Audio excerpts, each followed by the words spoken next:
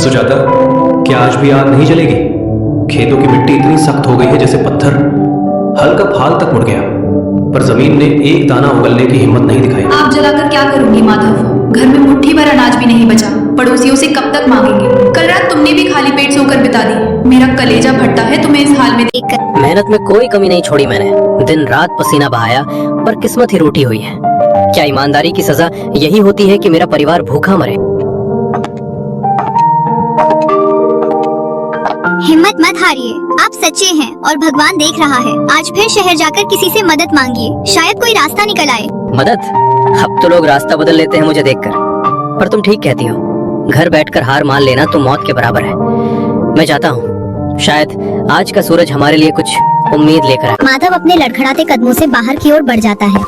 सुजाता उसे तब तक देखती रहती है जब तक वो ओझल नहीं। माधव गरीब किसान सिर झुकाए और हाथ जोड़कर सेठ धनीराम के पास घुटनों के बल बैठा था। सेठ जी, घर में चूल्हा जलना बंद हो गया है, बच्चे भूखे हैं। अगर आप थोड़ा और उधार दे देते तो फसल कटते ही मैं ब्याज समेत लौटा देता। उधार?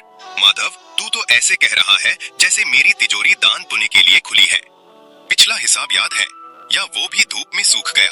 साहब, पिछला कर्ज भी चुका दूंगा, बस इस बार दया कर दीजिए। मेरी जमीन के अलावा मेरे पास और कुछ नहीं बचा है। देख माधव, मुझे दया तो बहुत आती है, पर धंधा दया से नहीं चलता। ले, इस कागज पर अपने अंगूठे का निशान लगा दे। अगर 3 महीने में पैसे नहीं लौटाए तो वह सूखी जमीन मेरी हो जाएगी। पर सेठ जी, वो जमीन ही तो मेरी आखिरी उम्मीद है। अगर वो भी चली गई तो मैं क्या करूंगा? फिर खाली हाथ वापस जा और अपनी भूखी पत्नी से कह दे कि तेरा पति स्वाभिमानी है, भले ही पेट खाली रहे। क्या चाहिए तुझे, रोटी या जमीन का टुकड़ा? पैसे नहीं सेठ जी, आपने मेरी किस्मत छीन ली है। भगवान देख रहा है कि आपने एक लाचार की मजबूरी का क्या मोल लगाया है।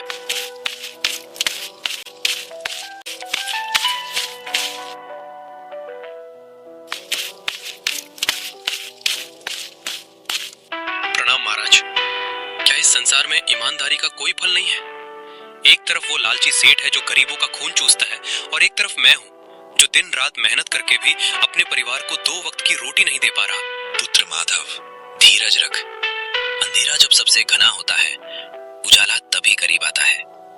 तेरी परीक्षा कठिन थी, पर तेरी ईमानदारी अडिग रही। अब और हिम्मत नहीं बची महाराज। सेठ मेरी जमीन हड़पने को तैयार बैठा है। मेरी पत्नी भूखी है। मुझे कोई ऐसा रास्ता दिखाइए जिससे मैं अपना सम्मान और अपनी रोटी बचा सकूं। माधव, आज की रात तू उस सूखी नदी के किनारे जाना, जहां पुरानी बरगद की जड़ें पानी को छूती हैं। वहां तुझे एक प्राचीन रहस्य मिलेगा। याद रखना, वो वस्तु केवल एक सच्चे और परोपकारी व्यक्ति के हाथ में ही अपनी शक्ति दिखाएगी। रहस्य? कैसा रहस्य महाराज? क्या मेरी गरीबी दूर हो जाएगी? वो जादुई मटका है माधव। वो मटका नहीं, तेरी तकदीर है। पर याद रहे, लालच इंसान को अंधा कर देता है। जिस दिन तेरे मन में पाप आया, वो जादू लुप्त हो जाएगा। जा, अपनी किस्मत को खोज।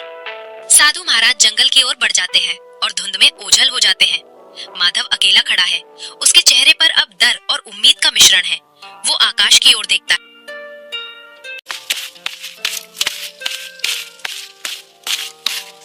लग रहा है कि यही पेड़ है जो साधु महाराज कह रहे थे।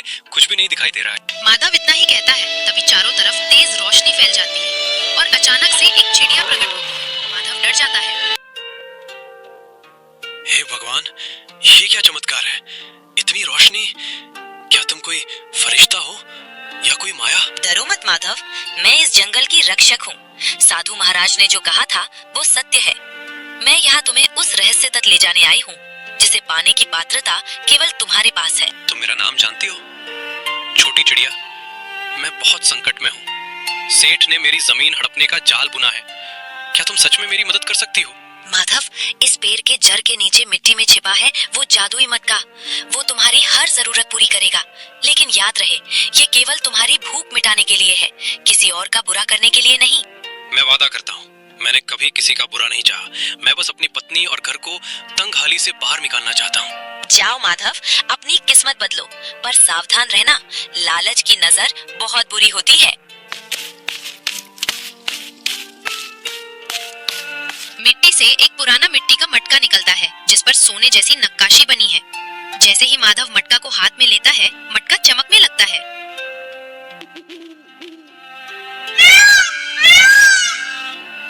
का बचपन का दोस्त करीम, जो खुद एक गरीब लेकिन नेक दिल इंसान है। माधव, ओ माधव, देख भाई, कल शहर में मजदूरी मिली थी तो सोचा तेरे और भाभी के लिए थोड़ी सूखी रोटियां और गुड़ ले लूं। मुझे पता है सेठ ने तुझे बहुत तंग कर रखा है। करीम, तू सच में फरिश्ता है। पर आज देख, ऊपर वाले ने हमारी सुन ली। इस मटके को देख करीम, ये कोई मामूली मटका नहीं है। ये क्या कह रहा है माधव? मिट्टी का मटका ही तो है। कहीं भूख और चिंता ने तेरा दिमाग तो नहीं बदल दिया? हे मटके देवता, मेरे भूखे दोस्त के लिए पकवान प्रकट करो।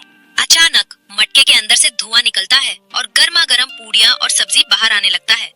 करीम की आंखें फटी की पटी रह जाती हैं। या खुदा, ये क्या जादू है? माधव, क्या मैं सपना देख रहा हूँ? नहीं मेरे दोस्त, ये सच है। एक साधु और जादुई चिड़िया की कृपा से मिला है ये। तूने हमेशा अपनी आधी रोटी मुझे दी है, अब इस पर पहला हक तेरा है। खा करीम, पेट भर कर खा।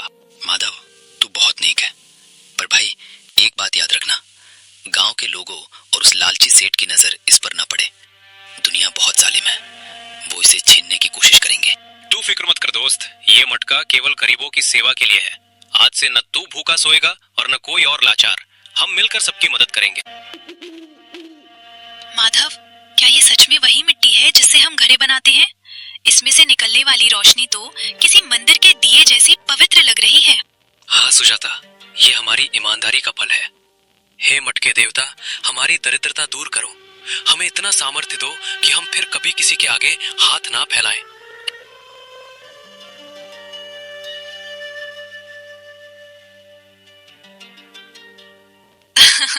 देखो माधव, सोने, इतना सोना कि हमारी 7 पीढ़ियां तक खत्म नहीं होगा सोना। और ये सोने, क्या अब हमें सेठ के पास गिरवी नहीं रहना पड़ेगा? नहीं सुजाता, अब सेठ का वो काला कागज फाड़ने का वक्त आ गया है। इस मटके ने हमें सिर्फ धन नहीं दिया, इसने हमें हमारा खोया हुआ सम्मान वापस दिया है। पर माधव, इतनी धन दौलत देखकर गांव वाले सवाल करेंगे, और वो सेठ, वो तो जहर उगलने लगेगा। क्या हम इस सुख को संभाल पाएंगे? जब तक हमारा मन साफ है, ये मटका हमारा साथ देगा। कल सुबह मैं सबसे पहले सेठ का सारा कर्ज चुकाऊंगा और फिर इस गांव के हर भूखे पेट की आग बुझाऊंगा। क्यों माधव, आ गया अपनी जमीन की चाबियां देने? वक्त खत्म हो गया है। ला, कागज पर अंगूठा लगा और अपना बोरिया बिस्तर समेट ले। वक्त जरूर खत्म हुआ है सेठ जी, पर मेरी जमीन का नहीं, बल्कि आपके जुर्म का। अपना हिसाब निकालिए, पाई पाई चुकता करने आया हूँ। माधव मटके को जमीन पर रखता है। वह मटके में हाथ डालता है और सोने के सिक्कों की मुट्ठियां भर भर कर सेठ के सामने निकालता है। ये सोना, इतना धन? माधव, तूने डाका डाला है क्या, या कहीं चोरी की है? सिपाही, इसे पकड़ दो। चोरी मैंने नहीं, आपने की थी, गरीबों के पसीने की। ये सोना मेरी सच्चाई का इनाम है। लीजिए अपना कर्ज और सूद, ब्याज समेत ये 100 सोने के सिक्के। अब मेरे घर और जमीन से दूर हो जाइए। सुनो भाइयों, ये जादुई मटका सिर्फ मेरा नहीं है। जो भी इस गांव में लाचार है, भूखा है, वो मेरे घर आए। जब तक माधव जिंदा है, इस गांव में अब कोई खाली पेट नहीं सोएगा।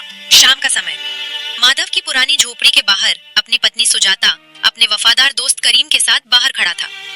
वही जादुई चिड़िया उड़कर आती है और मटके के किनारे बैठ जाती है। सच कहा सुजाता, धन तो आता जाता है, पर जो सुकून दूसरों की मदद करने में है, वो दुनिया के किसी